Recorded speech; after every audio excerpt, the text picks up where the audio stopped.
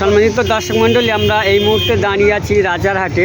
রাজারহাটে একটি বিশ্ব মানবাধিকার দিবসের পথসভা হলো। সেই পথসভা থেকে তাঁরা কী বক্তব্য বা কী বার্তা দিতে চাইছেন সেটা শোনাবো। আপনারা যে এপিসিআরের পক্ষ থেকে যে বার্তা দিতে কী বার্তা দিতে চাইছেন মূলত যেটা একটু বলেন।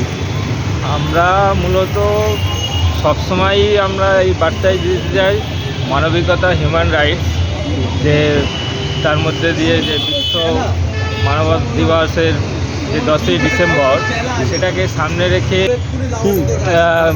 যে সারা দেশব্যাপী যে বিশৃঙ্খলার সৃষ্টি হয়েছে জাতি ধর্ম নির্বিশেষে, আমাদের ধর্মীয় যে দূরীকরণ এবং ভাষাভাষীর যে দূরীকরণ যে তৈরি হয়েছে মানুষের মধ্যে যে ভেদাভেদ, সেইটাকে আমরা নির্মূল করার জন্য, মানুষের মানবিকতা তৈরির জন্যে আমরা যে সমস্ত ভারতবর্ষে আহ্বান জানাচ্ছি।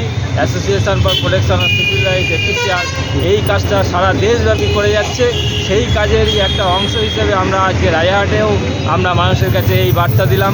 মানুষের মধ্যে যে ভেদাভেদ হচ্ছে, মানুষের মধ্যে যে বিশৃঙ্খলা, তার মধ্যে যে খুন, রাহাজানি, ধর্ষণ, যে আসিফার ঘটনা আমরা দেখেছি, আমরা যে আরজিকরের ঘটনা দেখেছি, এই কারণে মানুষের হিউম্যানিটি যে কমে যাচ্ছে, যে মানবিকতা কমে যাচ্ছে, সেই মানবিকতার উপরে আমরা মানুষকে দাঁড়িয়ে থাকার জন্যে আমরা আহ্বান জানাচ্ছি।